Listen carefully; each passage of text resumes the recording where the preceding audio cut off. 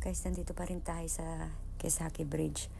Itong Kisaki Bridge kasi, noong unang panahon daw, yung mga monghe daw, ito yung daanan nila papunta sa Tochigi, dun sa Nikko. Yung sa Nikko ay marami ding mga shrine doon. Kaya, dun sila nagre-ritual at pauwi, dito daw dumadaan. Tiningnan ko naman sa taas. Sabi ko, parang wala naman ako madadaanan, kaya bumaba na lang ako kasi wala na yung daan kasi parang nag-close na dahil sa mga bato or maybe sa mga landslide. At wala na rin dumadaan dyan mula nung nangyari nga yung pagkamatay ni Genta. Tsaka may mga bagong daan na rin na ginawa, ganun. Kaya dito meron din na bato, parang galing siya sa Asamayama na pumutok na bulkan. Kaya dito mag-aali ka ng dasal kay Genta na sana mapayapa siya. So nag-decide din akong pumunta dyan kahit alam kong medyo delikado, pero I think matatag naman siya. I make sure naman na hindi ako malalaglag, kaya let's go. Tingnan natin kung masisilayan natin din yung falls dito sa baba. Ayun, nasilayan naman siya, guys. Pero gumagabi na, kaya pagkatapos kong magdasal dyan at nagpasalamat na nakapunta ako dito, nag-decide na rin akong bumaba. At lalo lumalakas na yung hangin at saka very creepy na rin yung paligid. Pawala na yung araw.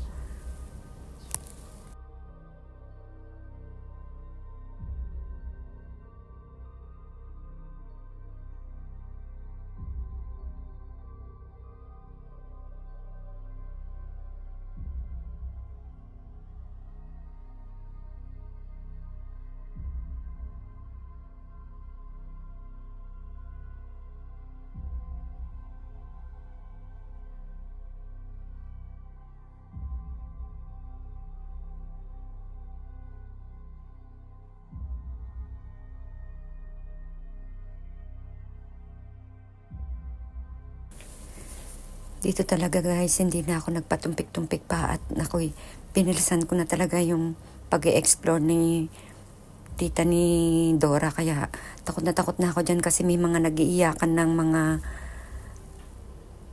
mga monkey yata yun. Basta natatakot na ako, kaya dali alis na tayo dito.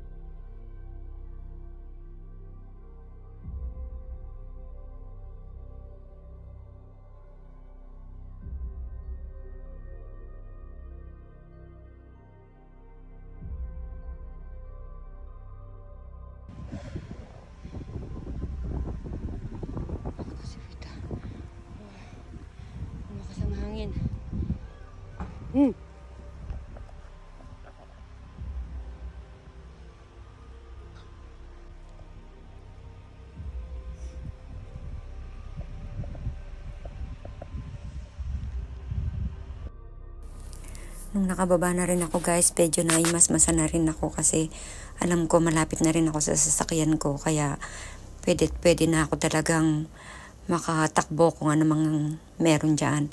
Pero take a look muna ako syempre dito sa ilog, dahil pag nakakakita ako ng ilog, lagi kong binubulong sa ilog na itangay niya na rin kung ano yung mga stress ko sa buhay. Yun lagi na akong ikundinadasal kapag meron ako nakikitang ilog. At naglalagay ako ng isang bato para pantanggal ng ewan ko, basta ganun ako pag nakakita ako ng ilog. Tapos, guys, dito nga sa place na to, pwede din talaga siyang mag-barbecue. Pero magre-rent ka muna, kumbaga joyako, magpa-reserve ka muna.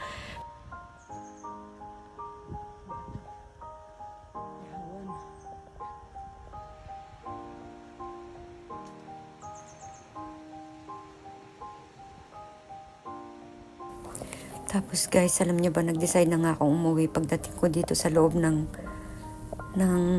tunnel ay parang may kumatok sa aking sasakyan.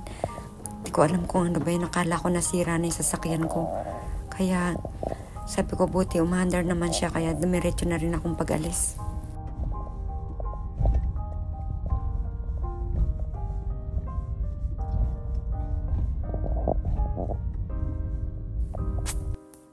Alam nyo guys, nung papunta ako, hindi ko masyadong napansin yung mga puno na yan, mga bato na yan. Parang napaka-creepy ng parang may mga muka. Kaya parang natatakot ako. Siguro dahil na rin sa paggabi na, tapos sobrang creepy na ng daan. Iba na yung nararamdaman ko at napapagod na rin siguro ako. Kaya iba na yung feeling ko.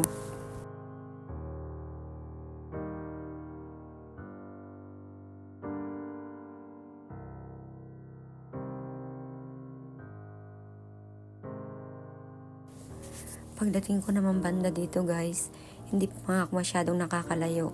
May nakaharang na puno, tuyong puno, siguro nalaglag siya. Buti na lang hindi ako tumadaan dyan nung nalaglag siya. Buti na lang at maliit din yung sasakyan ko, nakadaan naman ako. At ang pinag-aalala ko, wala nga signal dito, kaya yun ang kinatakot ko. Pinagsisiyan ko tuloy na pumunta ako dito. Pero at least, natapos yung journey ko ng safety naman akong naka-alis dyan sa lugar na yan. Pero I promise to myself na hindi na ako babalik sa lugar na to.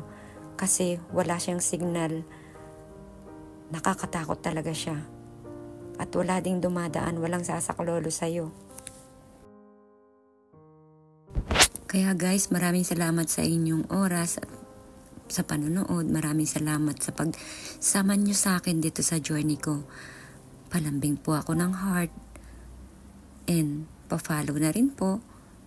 Sana magkita-kita pa tayo sa mga susunod nating video. At palagi nyong sinasabi na mag-iingat ako. Yan ang pinakamalakas kong sandata. Yung lagi nyong pinapipray na ingat ako. Yun ang marami kong pinapasalamat kay Lord na meron pang kagaya ninyo na kahit na bundok-bundok lang yung pinupuntahan ko at meron pa rin umaabang. Maraming salamat guys. Sana hindi kayo magsawang manood kahit na pangit na adventure lang to. Thank you guys. See you again on the next one. Bye-bye.